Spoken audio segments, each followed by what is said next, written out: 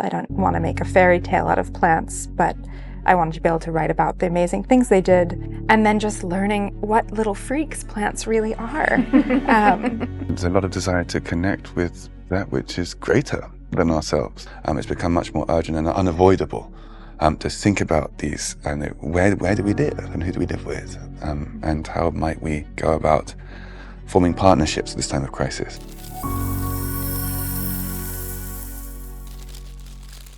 So welcome to Wonderstruck. We are delighted to have an extraordinary quad pod today. We've got Rachael Peterson, Merlin Sheldrake, and Zoë Schlanger. Rachael Peterson is going to be my guest co-host, and she has been likened to being the Oprah of the plants and fungi world. No pressure. Merlin Sheldrake is a biologist, author, and explorer of the hidden realms beneath our feet. And Zoë Schlanger is a staff writer at The Atlantic, where she covers climate change and environmental science with clarity, depth, and humanity. Well, thank you both for being here, and thank you, Elizabeth, for hosting. Zoë, Merlin, each of you has respectively written the most popular book on plants and fungi in a long time. And these are books that have changed people's lives. And I'm curious how each of your lives were changed in writing these books. How were you changed? What did you discover? Some of the things were to do with craft, just how hard it is to write about these organisms which are so different from us, and how hard it is to try and reveal a hidden world through words, not depending on pictures, not depending on other kind of visual representations.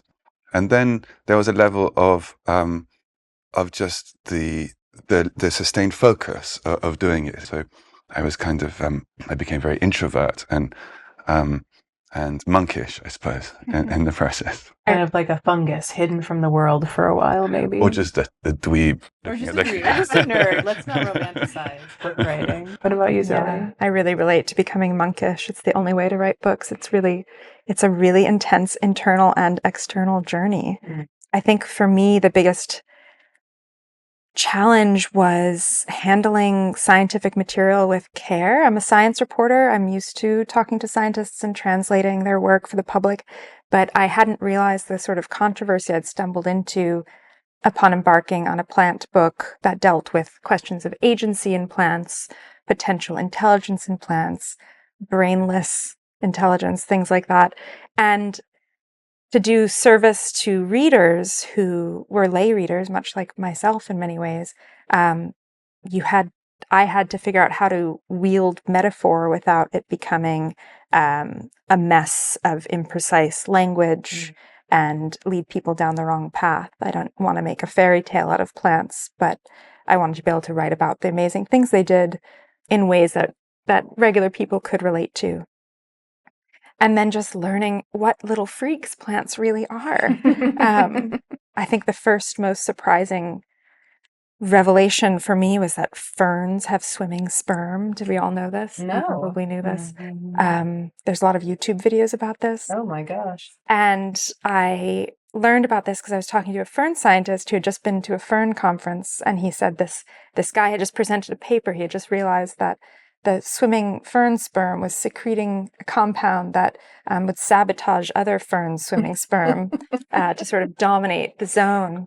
And this is the first of many salty plant activities I would come to find out about. But I told all my friends about the fern sperm for weeks. And do you still have those friends? The ones who stuck out this process with me are their good friends. Ones. Yeah. This feels like an academic question, but I kind of think it's interesting too. I mean, my bias, I kind of think it's interesting. I will take it. No, I'm saying it like that because it's like, it sounds very wordy. Okay, so here we go. What are the most promising positions of intellectual dynamite that you see these days? i.e., those intentional or unintentional moves in popular, public, or academic discourse most likely to facilitate the tectonic shifts into new paradigms?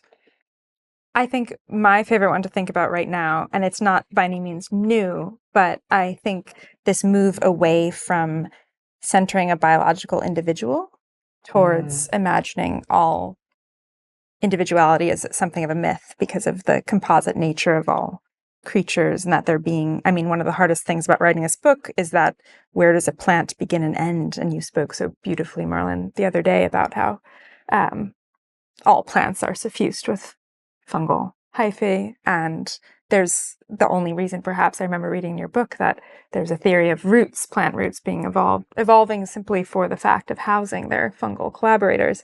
And learning how to apply these things we're learning about fungi, plants, soil microbes to organisms at large, to ourselves. Of course, the microbiome, the human microbiome was very sexy like 5 years ago. But I don't think we're done with that. I think we didn't quite get past the point of instrumentalizing the gut microbiome to optimize our personal health.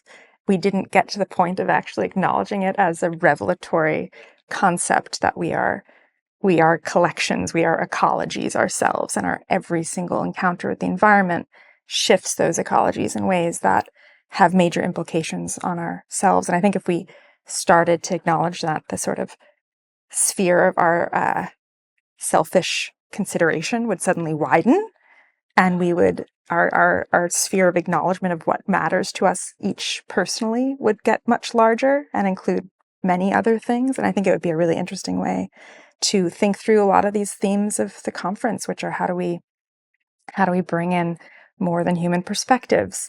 And it wouldn't really even be a question anymore of bringing in more than human perspectives. It would simply be the only perspective is everything. Do you know what I mean? Yeah, no, it's beautifully said. I think for me, some of the work that's been really helpful and pushing on pressure points very hard is that of Michael Levin, who's working at Tufts, and he's been doing all sorts of work over the last few years. Some of, for example, one of the experiments, which is a repetition of some old experiments, but it shows you some of the kind of thing he's doing, where you have a flatworm. Flatworms can learn tricks. You get the flatworm to learn a trick. You cut off its head, because they can grow new heads and new brains. They grow a new head and a new brain, and they can still remember the trick. And so, whereas the memory, if it was not in the brain, and it was so many of these wonderful demonstrations that bust through some of our perhaps lazily held assumptions about how life works, how memory works, the explanatory power of the genome versus other morphological factors. And so, yeah, I think his work is amazing. And he produces so much. Him and his collaborators in his lab, it's amazing. They're just a fountain of novelty and curiosity. And that made me think of the studies done in the 80s with the nematode, the worms taught to avoid a certain chemical compound and then put in a blender and fed to other worms who then acquired that aversion to the same compound. I think that was kind of the gist of it, which it completely obliterates our sense of where memory lives and how it gets transmitted.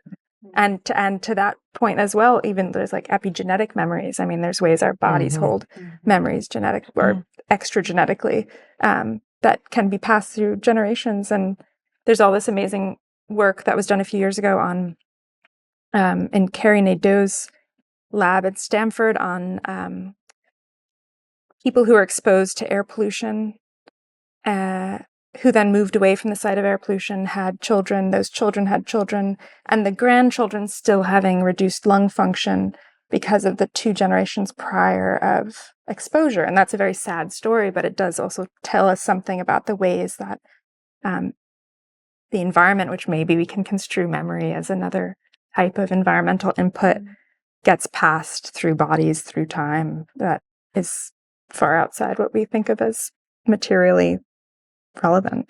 And I want to press a little bit on what you said, Zoe, related to this, which is like, if we could just, realize our own multiplicity, like, not instrumentalize the microbiome. Like, it's easy to say, I'm a planet or I'm a universe, but actually realize that in a deeper way. I guess my question is, like, what would look different in the world? Like, what kind of ethical structures would we create? What actions would we take differently if we really internalize what we're talking about of the composite nature of being, not just in a way where it means we're buying probiotics now because we know that our gut's full of bacteria. Maybe a question for both of you. The word ecology comes from the Greek word oikos, which means home or household. so that the home, the dwelling place, and those that live within the dwelling place. So ecology, as understood in that sense, is to do with our home and where we live and who we live with. And I like the we of that, and I think if one really takes that on board, then you would, and we took that on board in a societal way, then things like pollution, air pollution, water pollution, soil pollution, these would be much harder to justify, to get away with, because you're polluting your home. And I think there are many traditional societies who exist today and who have existed for a very long time who would take that view. So I think if we think about our home and our household and our homehold and our family as in a bigger sense, then lots of the environmental destruction that we see and lots of the social devastation we see would be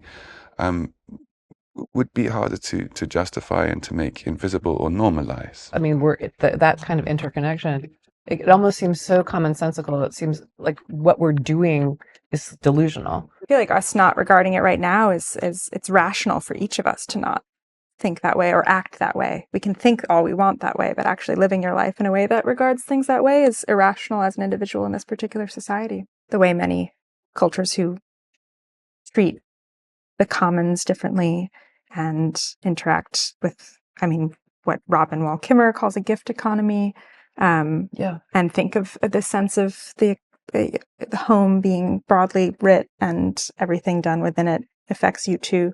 That only also works when there's a sort of critical mass of community to build that around. True. So I think these changes would have to happen at a higher level than an individual. I wouldn't want anyone to feel guilty. There's a lot of very active political and economic decisions being made at great expense and at great mind power to keep us in certain frameworks and civic frameworks and societal frameworks.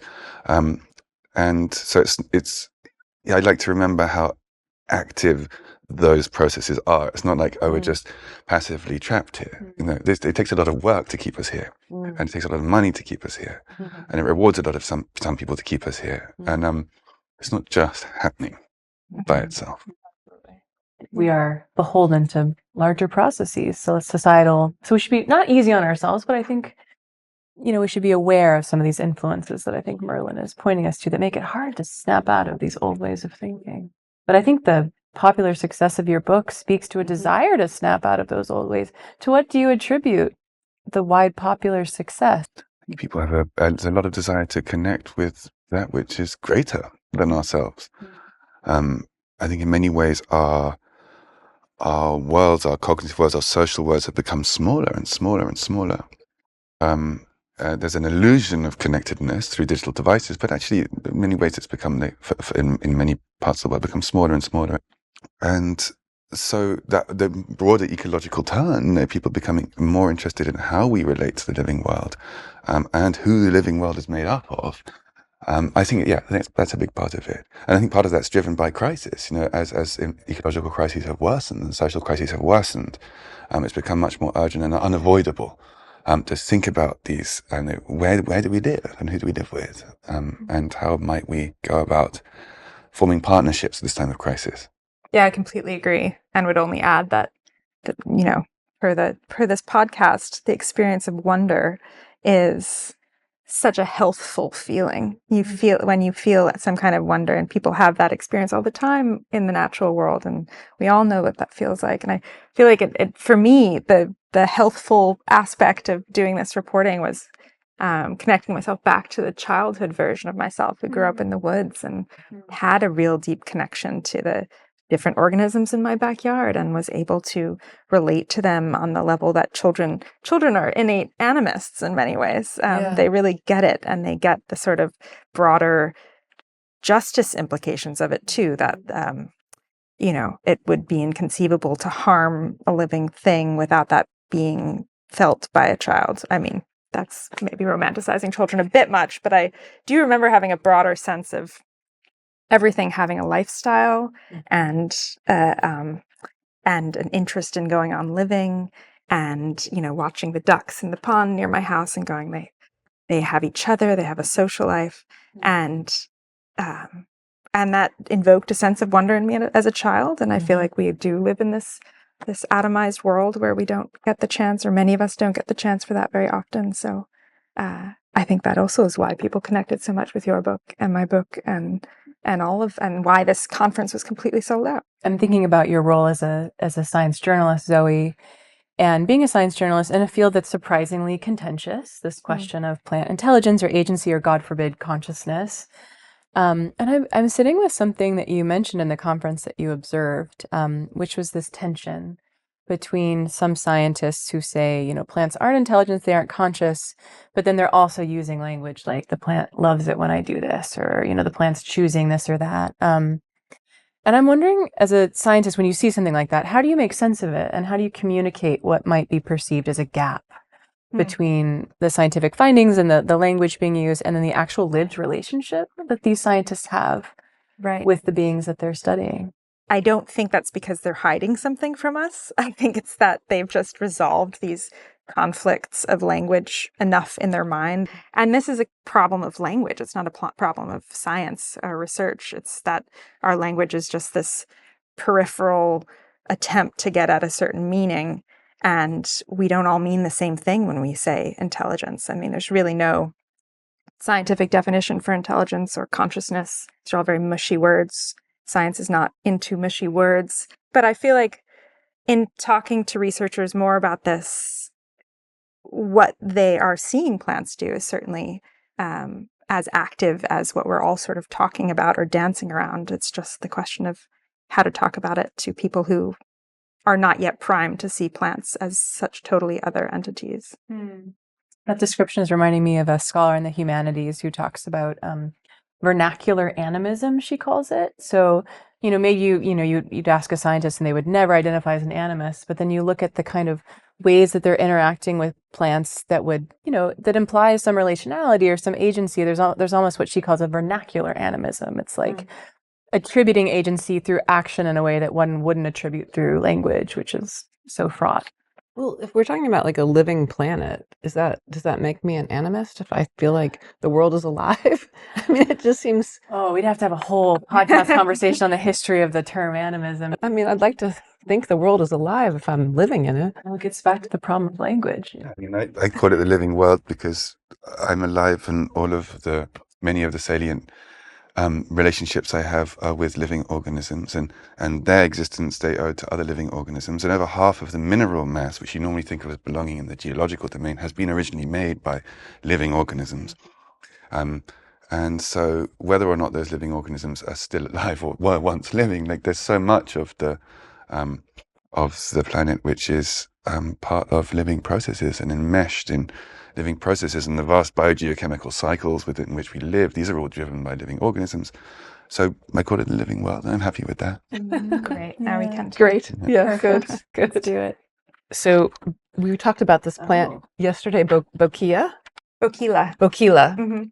And so Bokila is this really cool plant that can grow and mimic or look like other plants near it. And so there was a discussion about it, whether or not it could copy a plastic plant. So this question is, can it copy something that's not a plant? Can it copy a human? Can it copy my coffee cup? That's a great question. That is a wonderful question. It's not a question we have an answer for. This Bokila trifoliolata, the research on it, was essentially being done by one guy in Chile, Ernesto Gianoli, as a side project.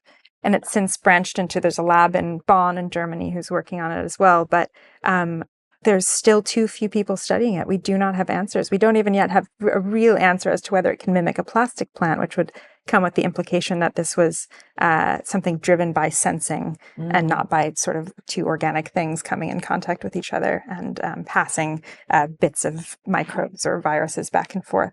So it remains to be seen. Although I would hazard to guess that it's probably whatever's going on is about there being something ecologically relevant for it to do. And the one thing we do seem to have a decent grasp on is that this is an adaptation. This ability to mimic is to sort of blend in with the environment, to be less likely to be eaten by grazing herbivores. So I'm trying to imagine a scenario in which like forming yourself into a Lego would help with that.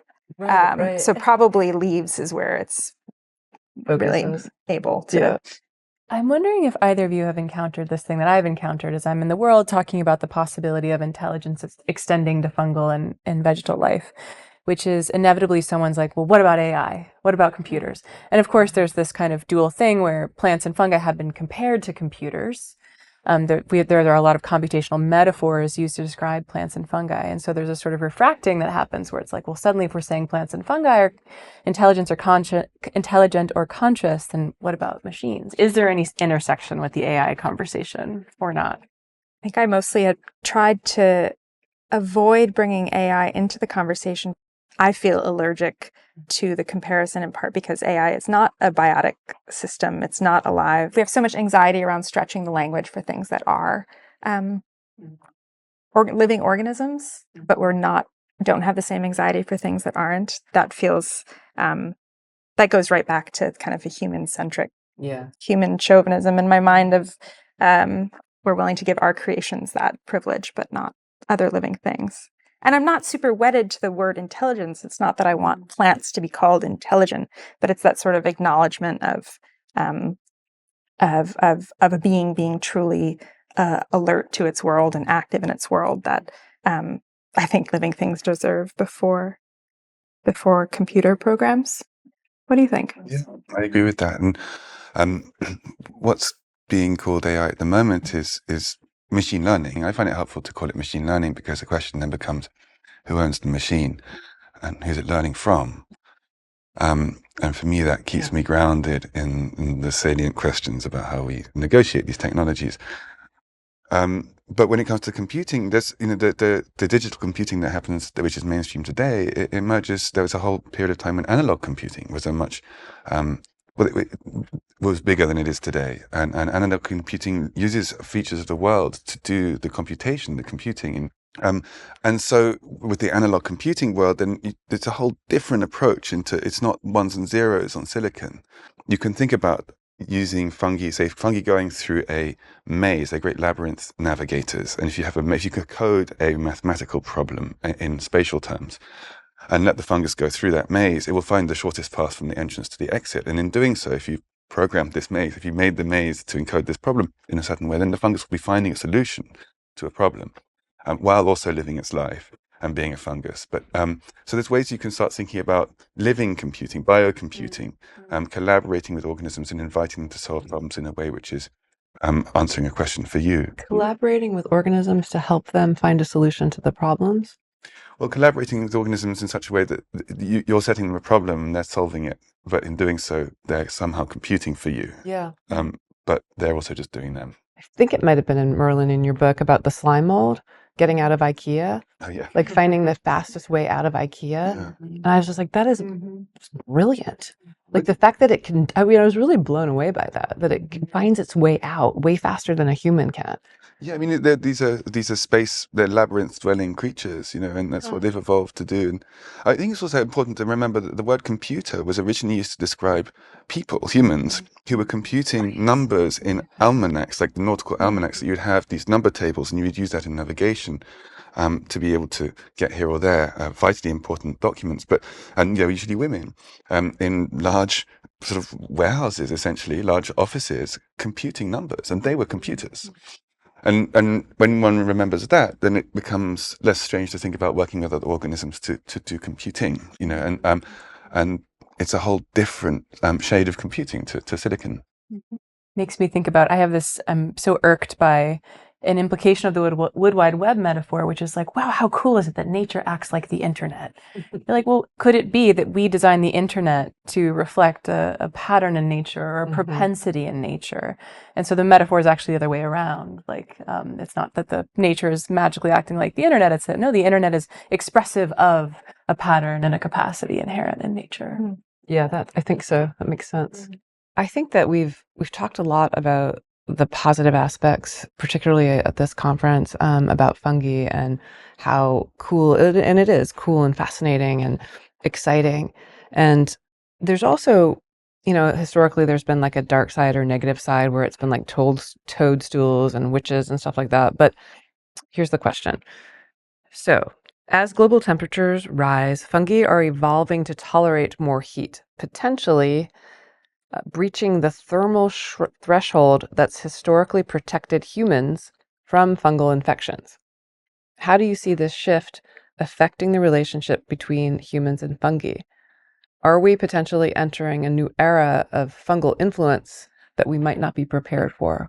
I think it's a very, very reasonable question and concern. And it's a question and concern that's been popularized recently in a TV series called The Last of Us, which is premised on exactly this, that a fungus, a cordyceps fungus, which normally infects insects and puppets their behavior, but doesn't do mammals, is able to make a jump into mammals because it gets used to living at a higher temperature. And we spend a lot of effort making ourselves warm. It takes a great amount of energy to do so. And it does protect us from many fungal pathogens which just can't tolerate the body temperature, although many can, of course. So then, can these fungi then make a new home in our bodies, given they've got used to hot places and we're hot? And I'm sure in various different ways this will happen and change over time. In what way, I don't know. And these things are generally quite non-linear and unpredictable.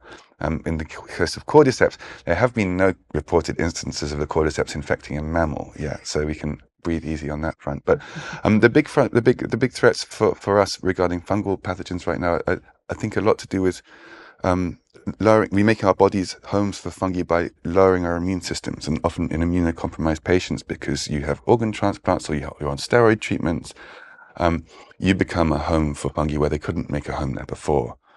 And it's to do with these other life-saving interventions. And it's a huge problem. And these fungal superbugs are spreading, and they're under-researched. There's no vaccine being developed for a fungal disease of humans yet, even though it'd be very possible to do that. So I think that there are other concerns before the temperature rising concern. There are other more pressing human body fungus concerns.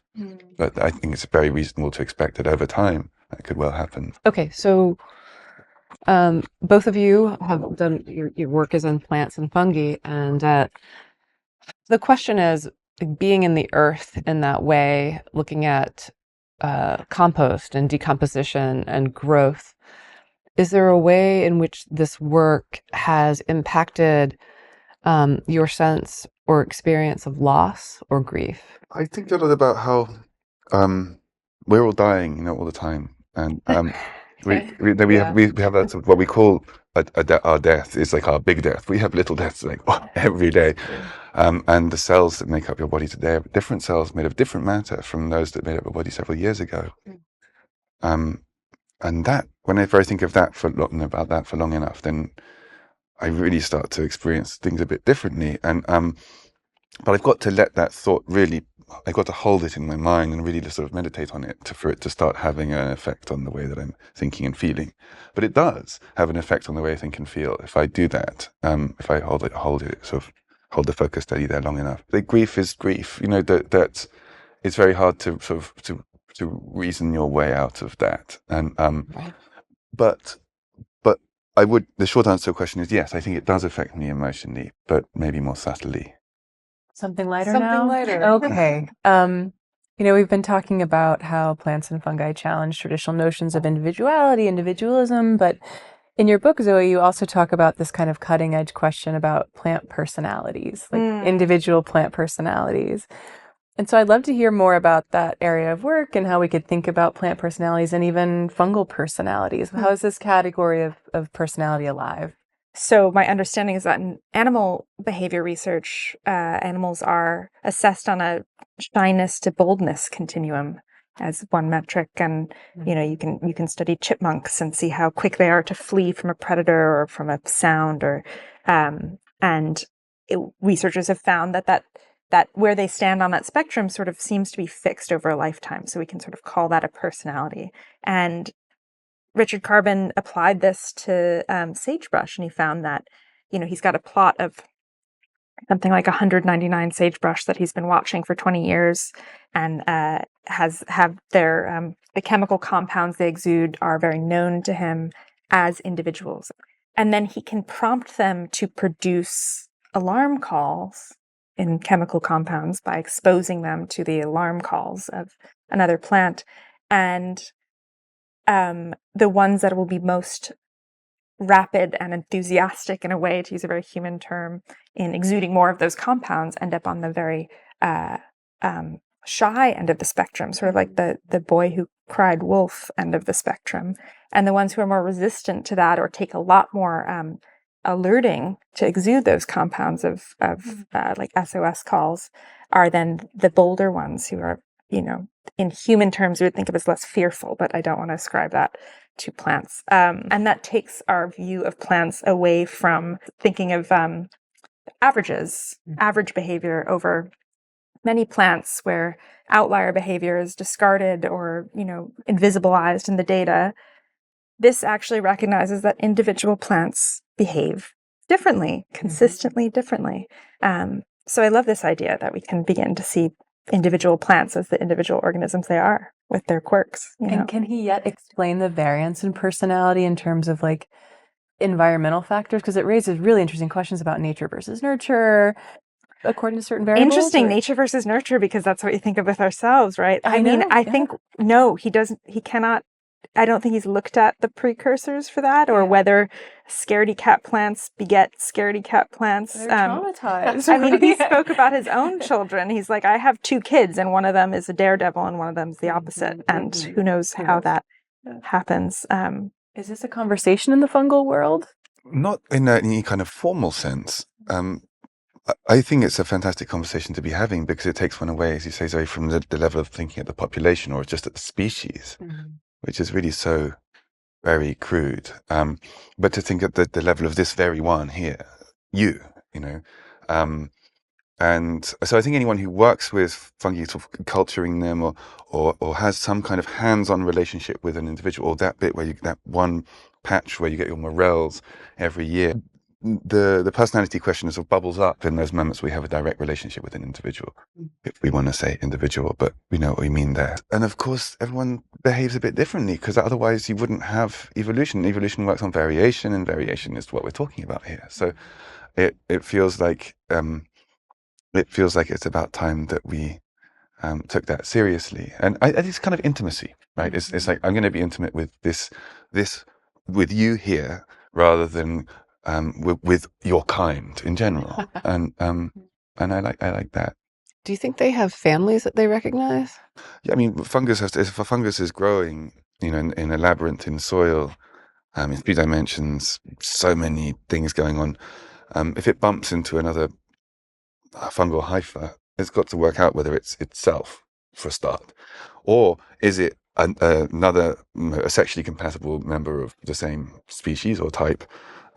Is it hostile? There's so much recognition that has to happen just from moment to moment basis. Well, plants, it's a little more straightforward in a way. There have been many species that have been found to behave differently towards genetic kin, sibling plants, or half siblings, cousins, than they behave towards strangers of the same species. Are they nicer to their family or not? Actually, not always. A lot of that one uncle, a lot of this is a field born in 2007 by a paper published by Susan Dudley at McMaster University in Canada, who noticed an American sea rocket on the sandy shores of Lake Michigan that the sea rocket would behave seemingly altruistically towards their genetic kin. They wouldn't try to crowd them, shade them out, compete in the way that they would ordinarily. And she was broadly dismissed initially, as often happens, and then eventually people found similar effects in other species. There was actually a beautiful paper out of a Chinese university looking at rice lines and different cultivars of rice, and they grew them in mixed cultures of closely related, less closely related, completely unrelated groups. And they found, rice will grow these long, noodly roots underground, compete for resources. And when they're competing the most, they're putting less energy towards making fruit, towards making rice. But they found that when plants were planted beside effectively their half-siblings, in mixed cultivars of half-siblings, they confined their roots far more and put more energy into making fruit. There was less competition happening below ground.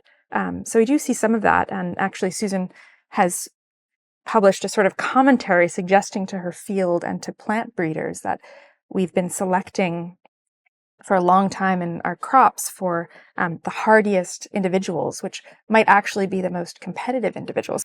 Maybe we're selecting for the wrong trait. Maybe the more big air quotes altruistic individual is the one you want to outplant in your field because you'll get more fruit if they're not so busy fighting. There you go. For me, even hearing you talk, Zoe, and seeing you light up, it's so cool to think about how each of your books has inspired, I'm sure, a future generation of scientists and science journalists. So what advice would you have for someone who's younger, earlier career, who wants to be a mycologist or be a science writer?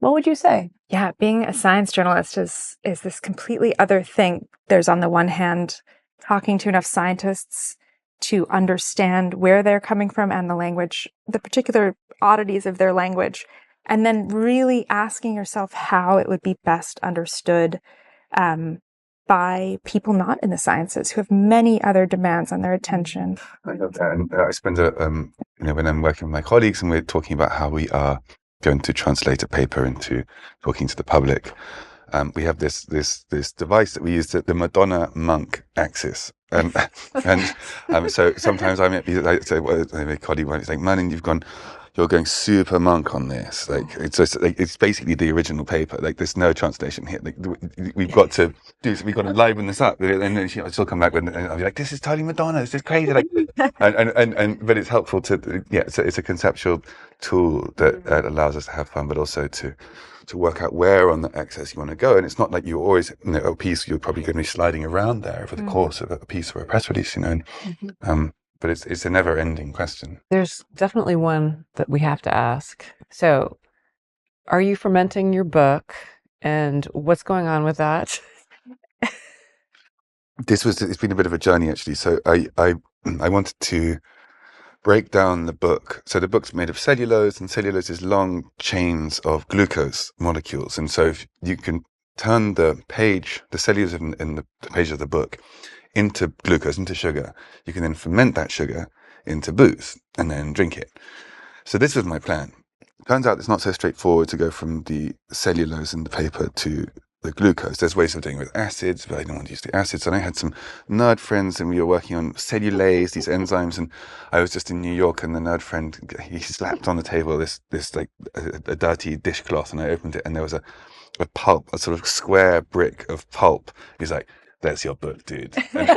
And the digestion hadn't gone quite right, and it just so we still had this pulp. So I got this pulp block at home, and it's become less of a priority recently, but it's still there bubbling away. It's a slow burn inquiry. I'll get there. Slow burning inquiry. Okay, great. That's exciting. Well, that does dovetail into a question that I didn't have time to ask you, so I'm going to ask it now. And I want to ask it of both of you. How does play feature into your thought and your life? It's really important for me, because I think first of all it's fun, and if it's not fun, then there's a chance that I might get bored. And if I'm bored, then I'm not going to be present. If I'm not present, I'm not going to be engaging with the world, the wild world around me. And a whole cascade of other things will begin. I'd rather not go that way if I can help it. So that I think is important. But then it leads me into thinking about what would play look like in other organisms. It's fun to I find it fun to speculate. It's very much speculating. But I mean, where are the degrees of freedom, to do that? And in plants, for example, you have all these compounds which are called secondary plant metabolites. They're called secondary because they don't have any day-to-day vital function in the operation, the housekeeping, the maintenance of the vital life processes. They're kind of, they're there, but they bother evolutionary biologists in some way because they don't seem to have a function. Sometimes they turn into things with a function, like they bump into an animal that they confuse or confound or seduce or kill. And they they enter this kind of evolutionary process of adaptation, but lots of them are just there. Variations on themes, and so is that a kind of metabolic play? Are they exploring possibility space in this kind of low stakes way? And I don't know. Yeah.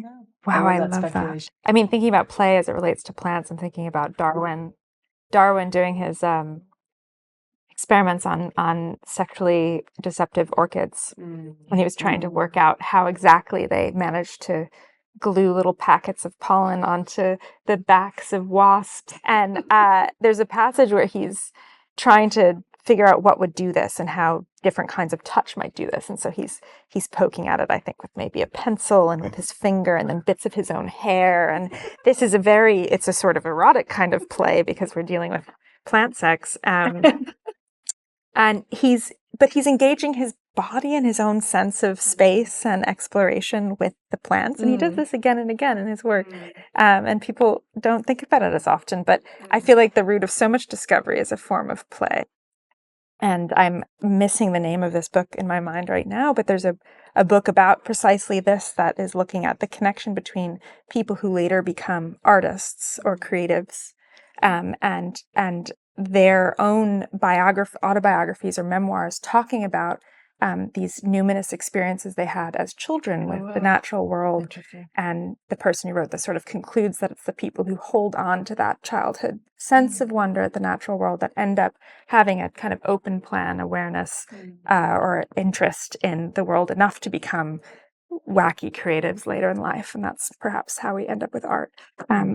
So yes, all of this creativity is a huge part. A sense of like joy and delight in it, and what you all do, and you exude it when you talk about it. So thank you. Thank you so much. A big thank you to Merlin, Zoe, and Rachel for joining us, and to you for listening. If you enjoyed this episode and you think someone else might too, please rate the show and share it with a friend. We'd also love to hear your thoughts. Please follow us and leave us a comment on Instagram @WonderstruckPod and let us know what resonated with you. Wonderstruck is produced by Nastasia Getchim at Striking Wonder Productions with the support from the team at Bailey Newman. Special thanks to Brian O'Kelly, Eliana Eleftheru, and Travis Reese, and Josh Wilcox. And remember, stay open to the wonder in your life.